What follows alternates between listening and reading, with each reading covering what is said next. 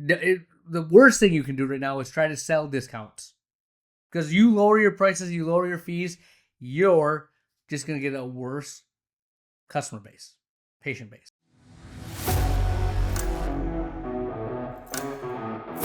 All right, my friends, the Ultimate OD Podcast. Tough times ahead? Who knows? We have answers to help your business in the good and the bad. Listen to these steps, make them happen. We have the closing thought of the episode.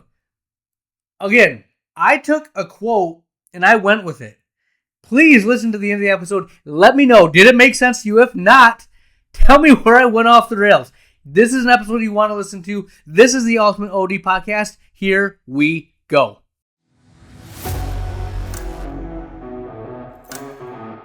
All right, my friends, the Ultimate OD Podcast. Thank you for tuning in. Thank you for the likes, the listens. Ultimate ODs out there, we got to rise up. We got to be better. We got to make our businesses as efficient and as effective as possible. Now, as you know, I just got back from P3. I got a lot of juice. I got a lot of energy. Okay? Tariffs. Whether or not they're going to be in effect on us, frames, etc. The more concerning thing that I've heard out there is this is causing economic uncertainty. That makes your patients less likely to buy, more tight to the vest with their money, right? That happens. How do we get around that? What do you need to do? Now, what I'm going to tell you here is not rocket science, but you need to hear it, all right? It's a simple playbook. It's incredibly difficult to execute. You need to take full advantage. One thing that I'll tell you, this is something that I've heard that I want to pass on before I get into my advice. Number one, if we get hit hard on anything, it's going to be frames, right? Frames get imported, they get tariffed, and then they pass it on to us. You got to pass it on to the consumer, right? Make sure you're adjusting your frame prices as those increases come your way, all right? Now, realize if a frame goes up $10 and you're 3Xing your frames, I wouldn't recommend 3Xing off the tariff price. Just make sure you don't lose money, but pass it on to the consumer. I also wouldn't do like a tariff tax, like at the bottom of the receipt, you can say, hey, tariff tax, $10 or whatnot. Because then you got to walk it back. It's just tough. Make it part of your business. The other thing that is concerning is, you know, all those things that happened during COVID where prices went up, they never came back down, right? So make sure you're looking at your vendors, you're seeing any increases, and if the tariffs go away, that they are taking them away from you, right? That built in, and then it comes back down, right? So just something to be aware of. Frames, right now, it probably the latest, when you hear this episode, if you can buy any frames in bulk, get them now, right? You're buying them at a discount because they're going to go up in price, okay? So stock up on that. Make sure you have ways that if you need to get rid of them, you can return them, and just be smart about it. But that's a little nugget that I think would be beneficial. Now, here's the thing. What we're talking about with economic uncertainty is you have to be a better salesperson. And what does sales mean? Sales is a dirty word in what we do. Sales is convincing a consumer that what you have is worth the price you put on it. Simple as that, right? Are you a good doctor? Do you have a good service? Do you have good products? Selling is just being amazing, right? Doing what you do at a high level and backing up what you can do. So that goes back to what I've always said. What are your core values? And these are things like how you treat patients, the experience you give, working as a team. Like, I know my core values. What do you specialize in? Like dry eye for us, ocular health and wellness, and optical. Those are the three things that we kick butt at. Those are the three things we focus on. Anything outside that circle of competency, not really what we do. Okay? So I know anything I do going forward is going to be in those three areas, right? That's our focus. That's what we're going to do. That's us, right? So my core competency is in three specific areas. Now, it's funny. I spent the past 6 months where I hired basically a brand new staff, and I've built back up the optical. I've built up the front desk, added another doctor, and we've slowly been increasing. And we had a great first quarter. We had a great month of March, and my associate looked at me and said, "Okay, how do we keep this going? What are we gonna do? How do we get more of that?" And I kind of smiled, and this is awesome to be in this position. This is where I looked at her and I realized I'm like, I don't think I'm that great of a business person, but because I know what we've done the past 6 months, I see where we're going. I was able to look at her and I go, we're not changing a thing. We're just going to keep doing what we do extremely well, right? Nothing fancy. We track our KPIs, our exam onlys, our fill rate, our pre appointments, frame capture, lens capture, and user supply sales of contacts, right? We do those things. Exam onlys being the number one thing we're tracking. We're also starting to track our phone calls, right? That's another thing that I'm putting. That'll be good for our front desk. But we do those little things well, we win.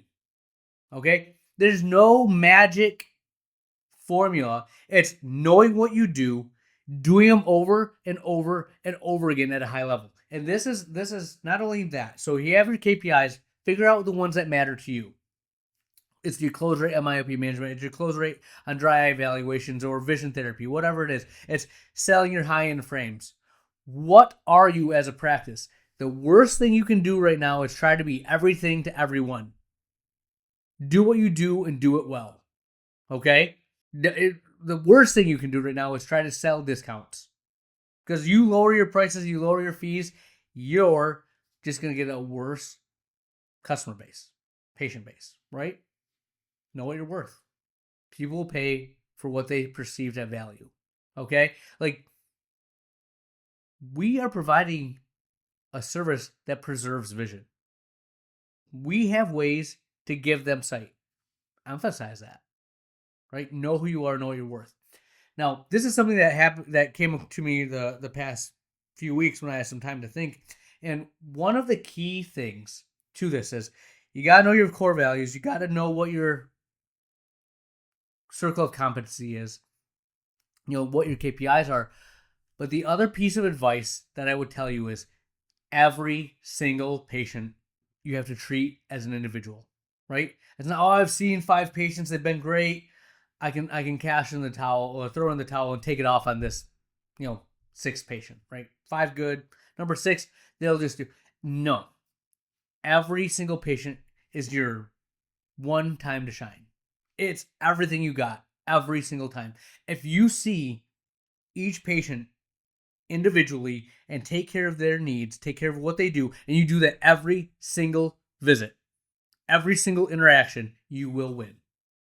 Recession, no recession, you do that. You give and you deliver what you say you're going to do at a high level. You will win in this market.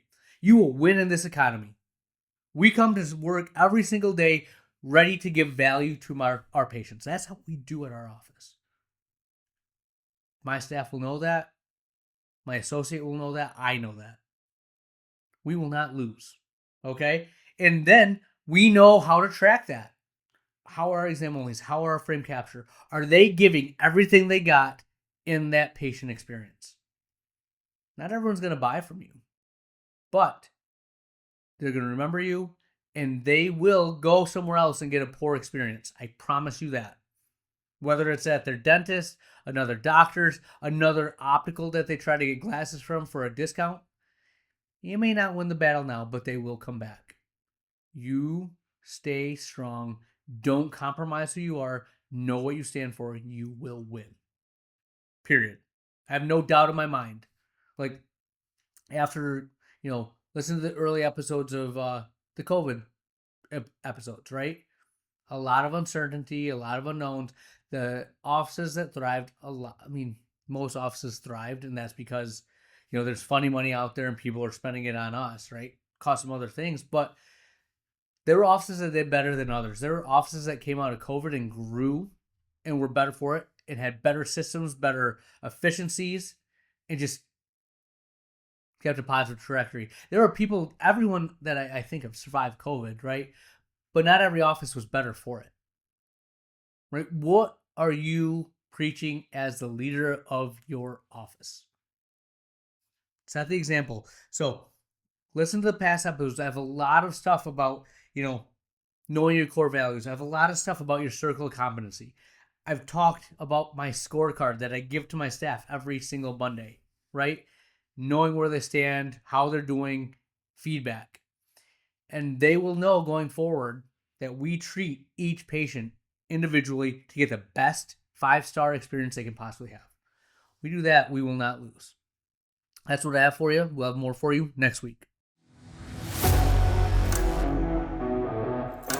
Where has the time gone? We're to the closing thought of the episode. And this is not the closing thought that I prefaced at the beginning of the episode. That, if you want to listen to the end, will be waiting for you. I go off talk about lions, some other little things going on. It's crazy. I want to leave you with an actual closing thought that will make coherent sense. And if you want to laugh or if you want to give me feedback on the end of the episode, let me know. I think it might make sense. It might not. So let's give you some value. So I'll leave you with this. A comfort zone is a beautiful place to be, but nothing ever grows there. Period. Right? A comfort zone is a beautiful place to be, but nothing ever grows there. There's so many times that I've looked at my biggest shots that I've taken, my biggest risks, and it's been putting myself outside my comfort zone. When you go outside that comfort zone, there's going to be pain, but you're going to grow. If you don't feel pain, you will not grow. And as I've taken more big shots, gotten more wins, I'm more likely to put my chips back in the middle of the table. I'm more likely to take that big shot. And hearing it from me, I hope gives you the courage to take the chance, to shoot your shot, to get yourself outside that comfort zone. And if you're not failing, if you're not putting yourself in a place of slight discomfort, you're not growing as much as you can be. You're leaving chips on the table. You're not reaching your full potential. Take your shot. Do what you do. That's what I have. Dr. Lily out.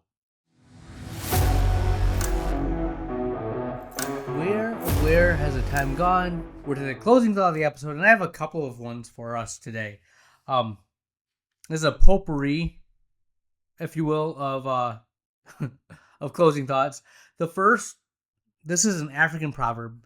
Until the lion learns how to write, every story will glorify the hunter. All right. Now I read that and I was like, that's deep, right? What does that mean? And you can hear that and take it for what you will. But here's the thing that I take, and this is my thought on this. We have stories that we tell ourselves in our head, right? We have stories that why we're where we're at, why we're not doing certain things that we think we should be doing, right? You have that story. And then you have the people that are out there that you see, like the offices that are doing what you want to do, that are just in your mind have it so easy or got so lucky or they just were at the right time. And they, if we were back in the 80s and 90s when there wasn't managed vision care, there weren't all these online opticals, we'd be killing it. We're in a different time now.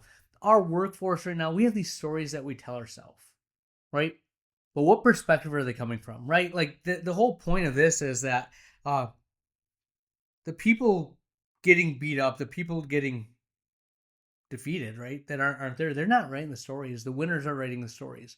And the winners have a different perspective as well, right? One of the things that stuck with me that I heard from Scott Galloway, who's done a lot of business, and he says one of the problems with entrepreneurs, with business people, is that when they're in the middle of their business, they start to think that they know all the answers, that they're the reason for the success. When you look at a lot of success of business, a huge portion of that is just dumb, stinking luck. And like everything regresses to the mean, right? You get really high and you keep making bad decisions, or you start thinking that you know the answer to everything, you're going to come crashing down. It's because at the time they wrote the story, they were the hunter, right? When they started making all the bad decisions, they come crashing down to earth, right? They're the lion. No one's really talking about that. No one wants to see, listen to the person that's fallen, right? When they fall, it's just like, oh, they got too high on the horse. They're this. They probably made human mistakes that we're inclined to do, but we won't listen to them until they rise back up again, right? We love a comeback story when we like, society likes to see the strong man stumble. They like to see them fall. The lessons, though, are in that fall. The lessons are in the lion getting eaten. Did they make a bad decision, or was it just dumb luck? Right? What can we do? And if you listen to the heart and soul of this podcast, it's doing the same things at a high level over and over and over again. And by doing that, you're not going to win every fight. You're not going to win every battle. You're not going to be successful every time, but you'll be better more often than you're not. And in business, it's just having another penny in the bank, having another day of open doors, another day to be in the fight. Okay? So, again, like I said, I could have taken this completely the wrong way. But what I'm trying to tell you is you're going to have highs, you're going to have lows, you're going to hit hard times. Don't just look at those front runners, because those front runners that have all the answers, they're writing all the books. Why do those books keep getting written? Because they don't necessarily work. There's a lot of principles in there that you can take, but you have to apply them day in and day out, right? It's the discipline to execute. It's the execution. You listen to what I talked about in the beginning of this episode, and the principles are not like rocket science. There's stuff that you know, but can you be disciplined enough to execute them every single day? That's where it comes down to. So again, I whether or not that quote has anything to do with what I just talked about, I believe what I just talked about had value, right? So that's what I have for you. We'll talk to you next week. Dr. Lily out.